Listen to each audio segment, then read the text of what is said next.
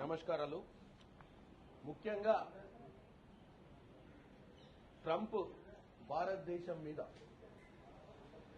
August 1వ తారీఖు నుంచి ఏ గూడ్స్ అయినా భారతదేశం నుంచి అమెరికా పోవాలంటే 25% టారిఫ్ విధించడం జరిగింది. ఇప్పుడు మనం మాట్లాడుకోవాల్సిన అంశం ఏంటంటే, ఏదైతే ఇద్దరు హౌడీ మోడీ అనే ఒక నినాదంతో 2019లో 50,000 మంది భారతీయుల ముందు చెట్టా పట్టాలేసుకొని ఒక ఆయన మేక్ అమెరికా గ్రేట్ అగైన్ అని మాగా, ఇంకొక ఆయన మేక్ ఇండియా గ్రేట్ అగైన్ అని మీగా, మాగా మీగాలు ఇద్దరు దెబ్బలు దరుచుకొని అయాల హూస్టన్ టెక్సాస్ లా 50,000 మంది భారతీయుల ముందు డ్రామా ప్రదర్శన చేశారు, రాజకీయ ప్రదర్శన. దాని అవుట్కమ్ ఏందా అంటే ఇవాళ తెలిసింది. 25% ఏదైతే టారిఫ్, ఈ 25% టారిఫ్ వేసుకుంటే ఏమంటున్నారంటే, మనం రష్యా నుంచి ఆయిల్ అండ్ మిలిటరీ ఎక్విప్మెంట్ గతంలో మనం తెచ్చుకునేందుకే ట్రంప్కు కోపం వచ్చి మన మీద 25% టారిఫ్ వేసినట్ట. మరి ఇన్ని రోజుల నుంచి ప్రపంచవ్యాప్తంగా నేను విశ్వగురువును, నేను 17 పార్లమెంట్లలో 17 దేశాలలో పార్లమెంట్లలో బ్రహ్మాండంగా ఉపన్యాసాలు ఇచ్చిన అని చెప్పుకునేటువంటి నరేంద్ర మోడీ మరి ఈ 25% టారిఫ్ వేసి ఆయన మిత్రుడు రోజు నాకు ట్రంప్ రోజు రాత్రి మధ్యరాత్రి ఫోన్ చేస్తాడు, మేమిద్దరం మంచి చెడ మాట్లాడుకుంటామని చెప్పి డ్రామాలు మాట్లాడేటువంటి మోడీ మరి 25% టారిఫ్ వేసినప్పుడు మరి మాట్లాడుకోలేదా?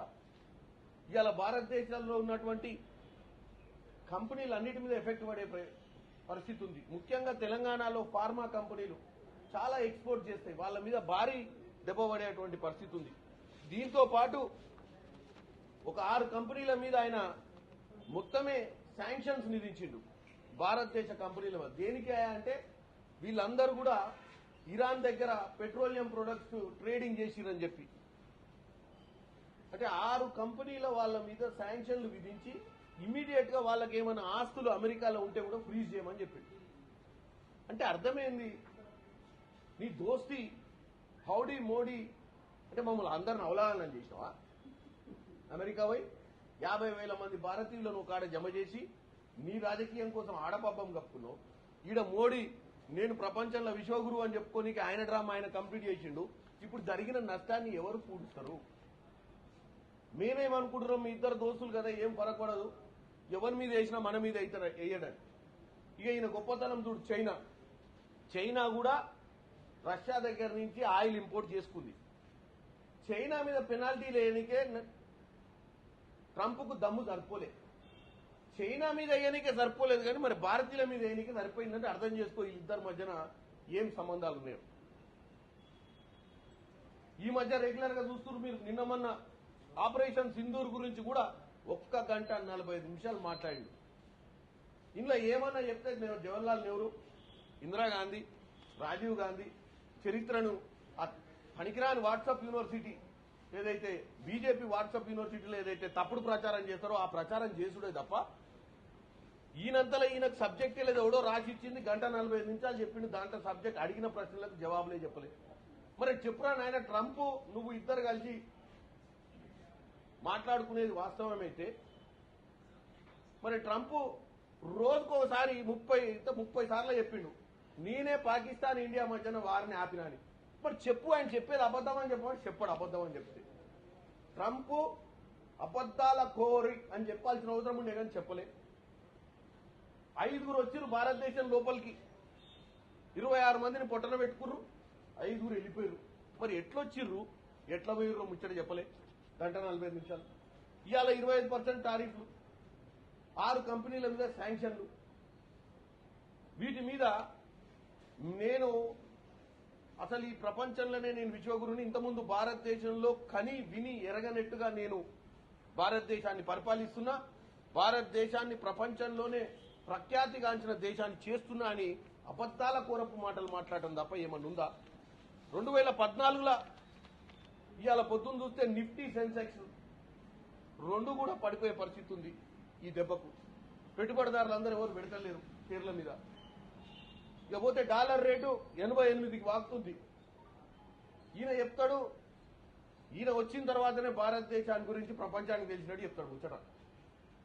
2014లో అప్పుడు యూపీఏ ప్రభుత్వం ఉన్నప్పుడు 58 రూపాయల 40 పైసలు ఉండే మే నెలలో. 2014 మే నెలలో 58 రూపాయలు 40 పైసలు ఉండే. ఇవాళ 88 రూపాయలకు పోయింది. మరి మన గొప్పతనం ఉంటే అది 58, 38 కావాలి కదా. అంటే నువ్వు ప్రపంచవ్యాప్తంగా నువ్వు మాటలు చెప్పడమే తప్ప, ఇచ్చిన స్క్రిప్ట్ చదవడం తప్ప వాస్తవం తెలియదు. ఇందిరాగాంధీ హయాంలోనైనా భారతదేశం గురించి అటు అమెరికా కానీ ఎవరైనా తీసుకునే నిర్ణయాల మీద ఇందిరాగాంధీ గారు చాలా శ్రూడ్గా ఉండేది. దానికి నిదర్శనమే ఇందిరాగాంధీ గారి సమయంలో 1971 బంగ్లాదేశ్ లిబరేషన్ వార్ కానీ, 1974లో ఏదైతే మనకు న్యూక్లియర్ స్టేటస్ పొక్రాన్ 1ని విధించి మనకు ఒక న్యూక్లియర్ వ్యవస్థను బిల్డప్ చేసినటువంటి ఇందిరాగాంధీ ఆ రోజు ఎలా డైలాగ్ నడిపించేది రెండు దేశాల మధ్యన.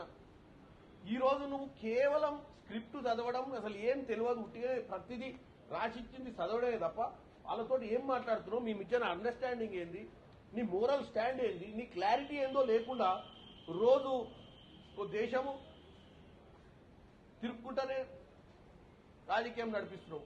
పార్లమెంటుకు రాబోయే నాయన పార్లమెంట్లో మాట్లాడదామండి, ధర్నాలు చేయంగా మొన్న వచ్చిండు 1:45 నిమిషాలు సోది కొట్టిపోయిండు. ఆ సోదిలో కూడా మేము అడిగిన 3 అంశాలు ఒక్క అంశానికి కూడా ఆన్సర్ ఇవ్వలేదు. మణిపూర్ లాంటి రాష్ట్రానికి ఈ రోజు వరకు నరేంద్ర మోడీ పోలేదు. మళ్ళా 6 నెలలు ఎక్స్టెండ్ చేసిరు ప్రెసిడెంట్ రూల్. ఇక్కడ జరుగుతున్న సమస్యల మీద అవగాహన లేనోడు మొత్తం ప్రపంచాన్ని ఏల్తా అని చెప్పి పిచ్చి మాటలు మాట్లాడుతుండు. ముఖ్యంగా నరేంద్ర మోడీ గారు మీరు ఒక్కటి చెప్పండి,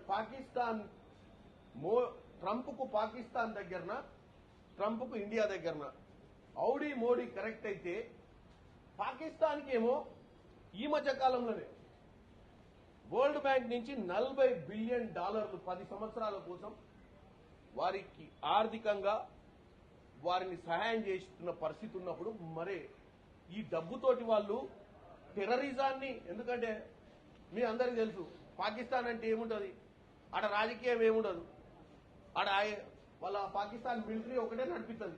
మరి $40 బిలియన్ పాకిస్తాన్కి వరల్డ్ బ్యాంక్ ఇస్తుంటే ఇవన్నీ దేని మీద ఖర్చు పెడుతుర్రు? ఈ దరిద్రం అటాకులు చేయడానికి ఖర్చు పెడుతున్నారు. మరి నువ్వు నీ మోదీ దోస్తు దగ్గరికి పోయి మరి ఎట్లా ఇస్తున్నారు వరల్డ్ బ్యాంక్ నుంచి 40 కోట్లు, 40 బిలియన్ కోట్లు కాదు, $40 బిలియన్ అమెరికన్ డాలర్. అది 2026 నుంచి 2035 వరకు శాంక్షన్ చేసి వాళ్ళకి ఖర్చు పెట్టుకొని బాగుపడురా బిడ్డ అని.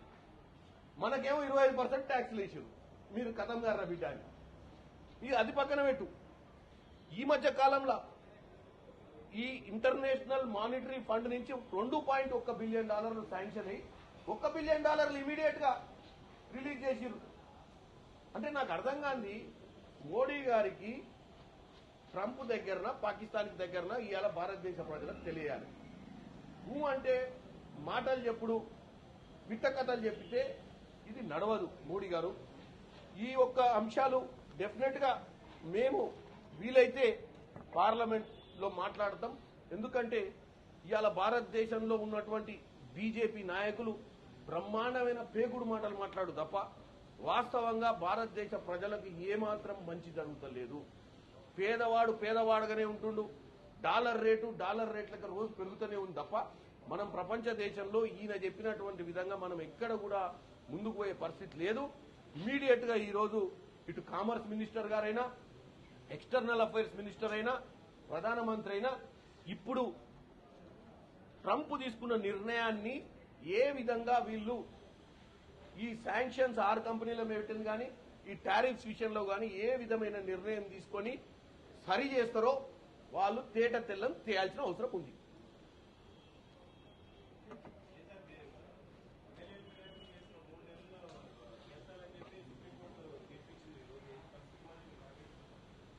ఇది బీఆర్ఎస్ పార్టీకి ఒక చెంపదెబ్బ లాంటిది.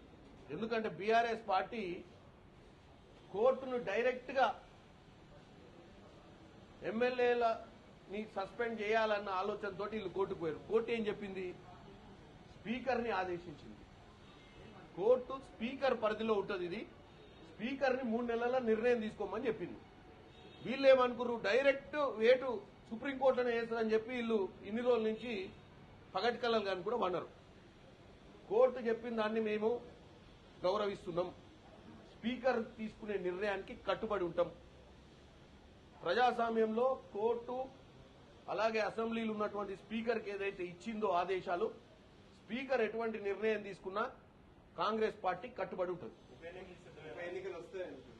స్పీకర్ నిర్ణయం తీసుకుంటే ఉప ఎన్నికలు వస్తాయి. లాస్ట్ టైం మీరు ఎంపీఎల్ ప్రెస్ మీట్ లో రఘువీర్ రెడ్డి గారు కూడా అన్నారు కదా, ఉప ఎన్నికలు మేము సిద్ధంగా ఉంటామని. మరి ఎవరు సిద్ధంగా ఉండరు అంటే సిద్ధంగానే ఉన్నాం.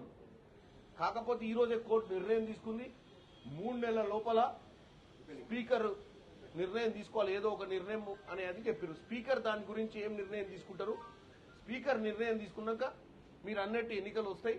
ఎన్నికలు వచ్చినా మేము అన్నిటికీ సిద్ధమే. గతంలో సీఎం ఉప ఎన్నికలు రావని అన్నారు. గతంలో సీఎం ఉప ఎన్నికలు రావని అసెంబ్లీలో ఎవరు ఏమన్నా కోర్టులో ఉన్నటువంటి ఇష్యూ ఈ రోజు కోర్టు నిర్ణయం తీసుకుంది. గతంలో ఎవరెవరైనా ప్రిడిక్షన్ చేయొచ్చు. బీఆర్ఎస్ వాళ్ళు కూడా డైరెక్ట్ సుప్రీంకోర్టులోనే వీళ్ళ మీద ఏటేస్తారు.